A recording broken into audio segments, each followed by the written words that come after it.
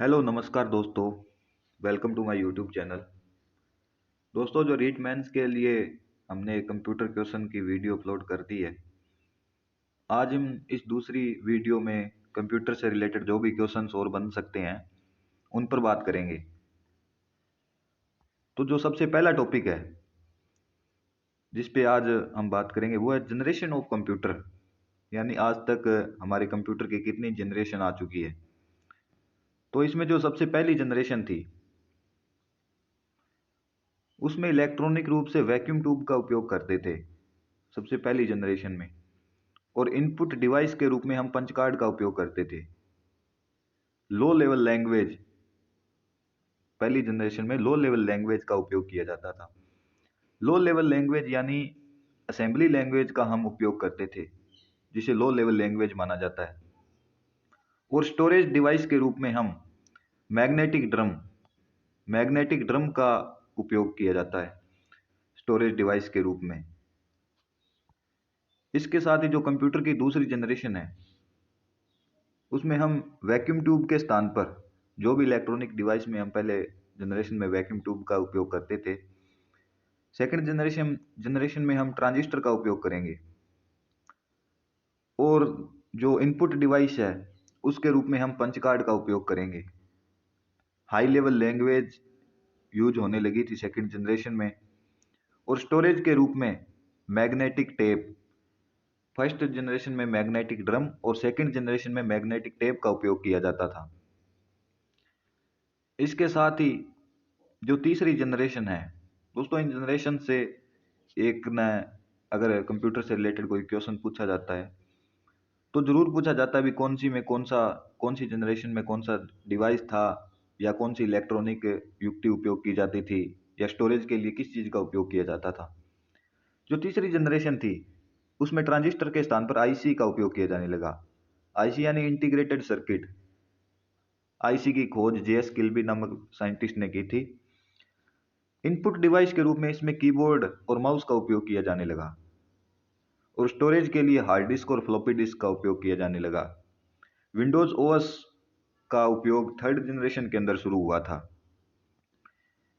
इसके साथ ही जो फोर्थ जनरेशन है उसमें इंटीग्रेटेड सर्किट यानी आईसी के स्थान पर very large scale integrated circuit का उपयोग किया जाने लगा, और इनपुट डिवाइस के रूप में माउस और कीबोर्ड का उपयोग किया जाता था। फोर्थ जनरेशन में माइक्रो प्रोसेसर का उपयोग किया जाने लगा। माइक्रो प्रोसेसर फोर्थ जनरेशन के अंदर आया था। इसके साथ ही जो स्टोरेज है उसके लिए हार्ड डिस्क का उपयोग किया जाने लगा। पांचवी जनरेशन है उसमें जो very large scale integrated circuit के स्थान पर ultra large scale integrated circuit का उपयोग किया जाने लगा। पांचवी जनरेशन है वो आर्टिफिशियल इंटेलिजेंस पर आधारित है। पांचवी जनरेशन जो अभी भी चल रही है, आज तक कंप्यूटर की 5 जनरेशन आ चुकी है। जो पांचवी जनरेशन का उद्देश्य है वो कंप्यूटर को कृत्रिम रूप से सक्षम बनाना है। इसके साथ ही जो आगे का टॉपिक है उसमें हम कंप्यूटर की विशेषताओं पे बात करेंगे भी कंप्यूटर की क्या क्या विशेषताएं होती है। तेज गति, कंप्यूटर की एक हाई स्पीड होती है। स्वचालन, कंप्यूटर अपने काम स्वयं करता है। शुद्धता, कंप्यूटर की एक अपने 100% एक्यूरेसी के साथ काम करता है।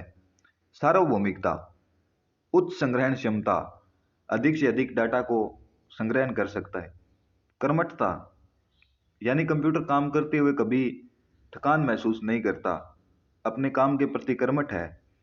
विश्वसनीयता, और 100% विश्वसनीयता के साथ कंप्यूटर काम करता है। इसके साथ ही कंप्यूटर का वर्गीकरण, कंप्यूटर को किस प्रकार हम वर्गीकृत कर सकते हैं। सबसे पहले हम अनुप्रयोग के आधार पर कंप्यूटर का वर्गीकरण हम 3 आधार पर करते हैं। अनुप्रयोग के आधार पर, उद्देश्य के आधार पर और आकार के आधार पर तीसरा वर्गीकरण है। जो अनुप्रयोग के आधार पर है उसमें हम 2 प्रकार के कंप्यूटर देखते हैं अनुप्रयोग के आधार पर। जो पहला है वो एनालॉग कंप्यूटर, दूसरा है वो डिजिटल कंप्यूटर। एनालॉग कंप्यूटर यानी ये कंप्यूटर ताप दाब फिजिकल एक्टिविटी पर आधारित है।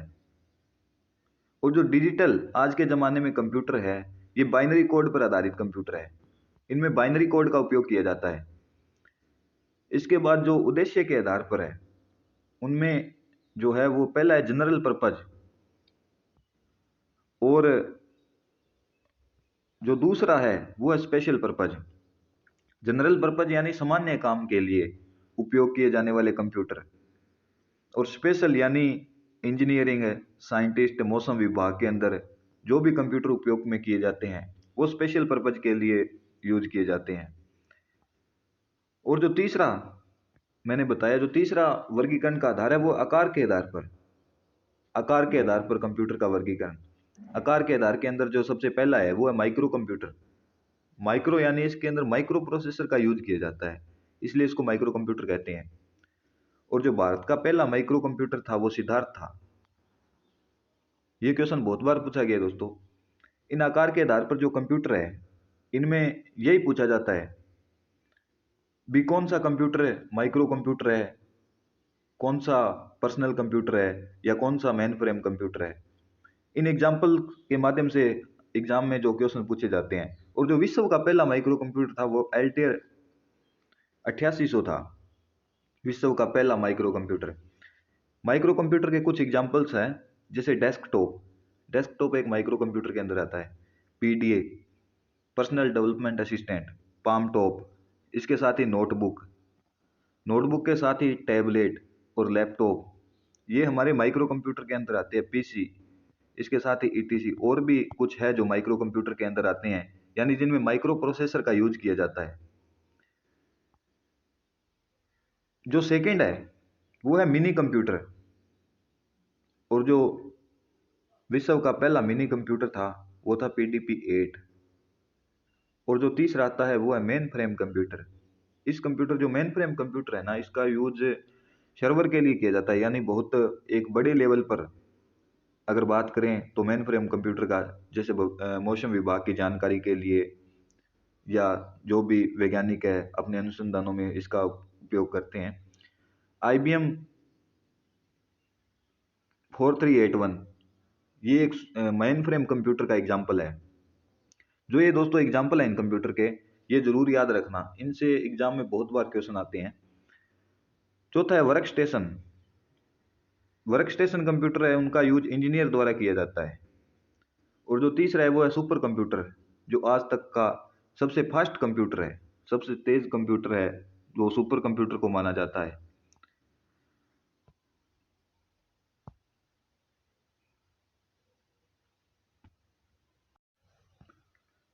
विश्व का जो पहला सुपर कंप्यूटर था वो CDC 6600 था, लेकिन ये कंप्यूटर क्या है तो सक्सेस नहीं हुआ था। लेकिन विश्व का जो पहला सक्सेस सुपर कंप्यूटर था वो क्रे के था। भारत का पहला सुपर कंप्यूटर परम 8000 है। सुपर कंप्यूटर की जो स्पीड है, यानी जो परफॉर्मेंस है, वो फ्लॉप्स में मापी जाती है।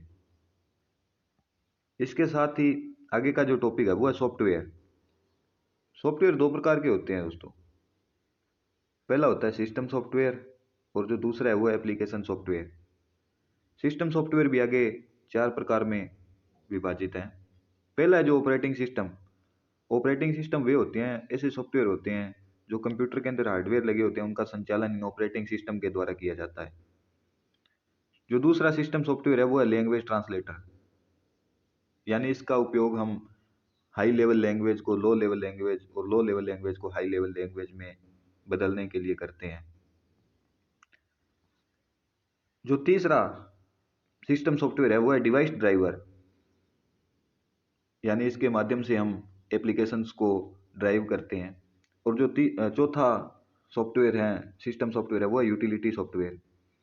यूटिलिटी सॉफ्टवेयर यानी ये कंप्यूटर के रख रखाव के लिए उपयोग होने वाला सॉफ्टवेयर है।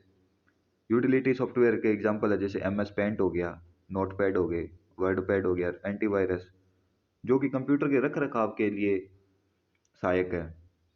और जो एप्लीकेशन सॉफ्टवेयर है उसके अंदर हो गया MS ऑफिस, पेज मेकर हो गया, बैंकिंग के लिए जो प्रयुक्त सॉफ्टवेयर हैं वो हो गए। बहुत से जो है एप्लीकेशन सॉफ्टवेयर है। एग्जाम में जो क्वेश्चन पूछा जाता है वो आपको कोई एक सिस्टम सॉफ्टवेयर दे दे और 3 एग्जाम्पल एप्लीकेशन सॉफ्टवेयर के दे दे और उसमें पूछ ले भी इनमें से कौन सा एप्लीकेशन सॉफ्टवेयर नहीं है। तो दोस्तों इस प्रकार जो हमने एक कम समय में अधिक से अधिक कंटेंट को करने का प्रयास करते हैं। थैंक यू दोस्तों, वीडियो को देखने के लिए धन्यवाद। आगे जो भी बचे हुए हैं कंप्यूटर के क्वेश्चंस वो हम इससे आगे की जो नेक्स्ट वीडियो उसमें देखने का प्रयास करेंगे। थैंक यू सो मच दोस्तों।